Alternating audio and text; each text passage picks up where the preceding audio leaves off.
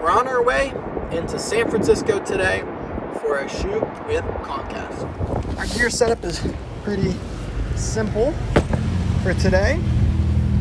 We've got our FX30 in there, belts out, and we've got our tripod. We're the B camera today, and we're running light. This is going to be a documentary style shoot of an event that's happening. And I'm excited to put the FX30 to test in low light because we're going to be shooting until 10 p.m. tonight. Let's see how this FX30 does. Our first shoot location is a club, and they had the coolest mural in the bathroom. I've never felt so compelled to video a bathroom before.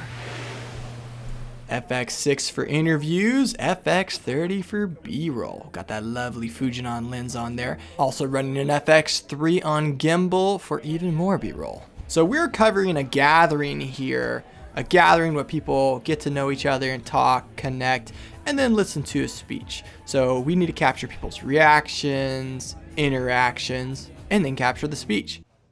The FX30 has two dual base ISOs, 800 and 2500. And what surprised me is in this space, I never needed to go above 800. 800 was more than enough. The speeches went well, people gave us good reactions, and overall I was pretty happy with how this part went. We packed up our gear and got ready to move to the second location, but then James told me, "Tommy, go back in there, I left something in there." James had magnets snapped one of his DJI mics on the speaker in here, just like James Bond. The next thing we were covering was a live show in the streets of San Francisco. James was filming the performance and I was getting audience reactions on a gimbal. Then eventually I switched to my Fujinon 50-135, get some nice tight face shots, and then I switched back to the gimbal. I ended up using the gimbal for most of this because then I could just give them some nice movement shots. Our PA, Jeremiah, picked us up some dinner, came and found me, and said, "Hey man, I got you covered, you can go eat," which was super nice of him. Steve was already digging in. After a few hours, we had gotten all the reactions that we wanted, and this live movie that everyone's watching was still going on, so we decided to just start transferring files and moving things around. In the middle of San Francisco. Who'd have thought? I mean, it actually felt pretty safe. Jeremiah's a black magic guy, so he's usually using manual focus lenses. So I said, "Dude, you need to try my lens out." So he took it for a fun run. What do you think? What do you think? I like this lens. Yeah. I keep accidentally changing this back part. I forgot what it's called. I know, me too. It's like all these are so close together. It's super hard. It's nice though. Now it's about 9:30 p.m. at night. It's dark. We just have some street lights lighting people. And we're having no problem on the FX30. This is at the second base ISO of 2500. Totally clean, usable image.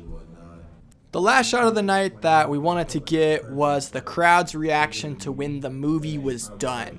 We want like people applauding, excited, looking happy, that kind of thing. So I found some different people in the audience that I was pretty sure should give me a good reaction. Sat on them, and eventually was able to get that shot we wanted. Then we packed up, all headed home. And honestly, it felt pretty safe walking to my car. I know I gotta be aware in San Francisco, but this wasn't bad. I saw a lot of man booties tonight. This street is so steep. Woo! Having a little girl is the best.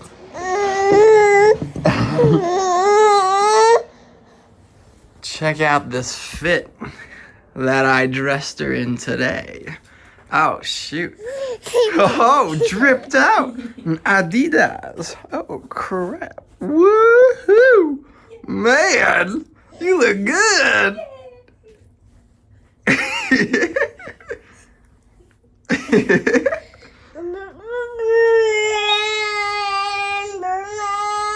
Oh yeah, that's right. Before I can go, my little assistant carefully inspects my gear to make sure everything is okay and ready to roll.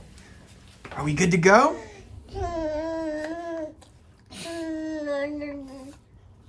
Okay, great, let's do it. It's getting hard to leave. Oh man. Bye, Maggie. Oh.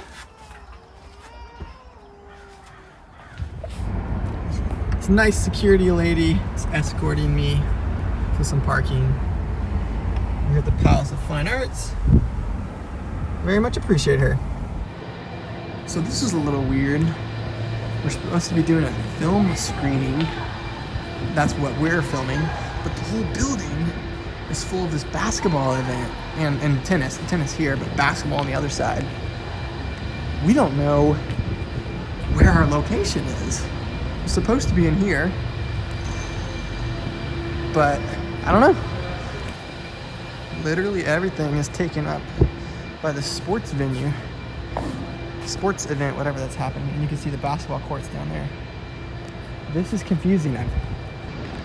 I've never shown up to a shoot, gone to the right building for an event, and there's no event there. Maybe there's like a back room. This is where we shot a Comcast event in the past. We did some interviews there. The whole event happened there. We stored our gear in there. But that event ain't happening today. Whew. So it turns out there's a little side entrance over there somewhere where the movie screening is going to be happening. And it's so small we missed the door. But it's a really big building. So we found the spot. It does exist. So this is the entrance. Pretty much this, yeah. Is it kind of small? Oh, dude, it's huge. Once you walk in, you'd be surprised like how big it is. Dang. It's in the theater yet. Dang.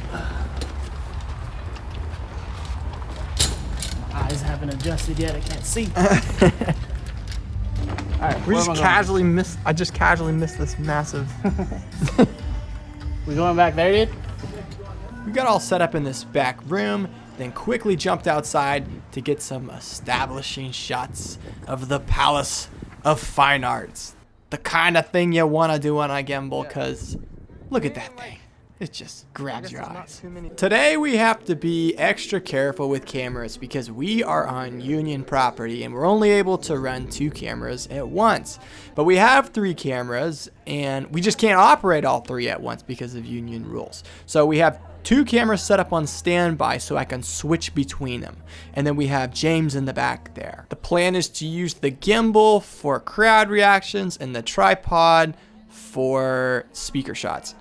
But as soon as the movie started, I realized how freaking dark it is in here. And this is what the FX3's dual base ISO is for, the 12,800. My eyes can't see that well. I think it's pretty unusual that you're filming in an environment that dark, so I'm okay with the FX30 not being able to compete in that arena. After I got a few crowd shots with a 24-70 2.8, I joined the guys in the lobby as they were shooting some interviews, and we actually tried matching the FX6 with the FX30 because technically they are different sensors. We wanted to see how they handle color, and James and I looked at it in post later, and super easy, very, very close. The 24-70 2.8 was giving us a really grainy image, so we thought we'd try the Tamron 35-150 because it goes down to f2, but that was still too grainy. So I went outside and ate a cookie. Got about an hour left. This little thing just never dies. Just talking about, I love V-mount batteries. I am a V-mount battery guy. It is super dark in there. Even at 12,800 ISO, we can like hardly see anything. We've been using 2.9 and 2.8 lenses, so now we're popping on this 85 1.4. See if that gives us enough light. We want to get people's reaction to the movie and like laughing and stuff like that. And this worked. There was still a little bit of graininess in the image, but not enough to be a problem. Halim the Dream. Hey, hey. Man, I haven't been called that since high school. By your wife? friends. Wife, I don't know about that. We had gotten all the interviews and reaction shots that we wanted, so we sat down for some food. Then when the movie came to a closing, we got people's final reactions, and then we got shots of this panel on stage. And that was the end of the day. That's all we needed to capture. So we tore down gear, wheeled it to our car, and that was that. Closing thoughts on the FX30. It did great in the club. It did great on San Francisco streets at 10 p.m. at night. And it did great in this theater as long as we had some light to work with. As soon as the lights were shut out and we needed night vision, then the FX3 was definitely better. But I think that's more of a rare scenario. So I'm happy with it. What do you guys think? What's your thoughts on the FX30?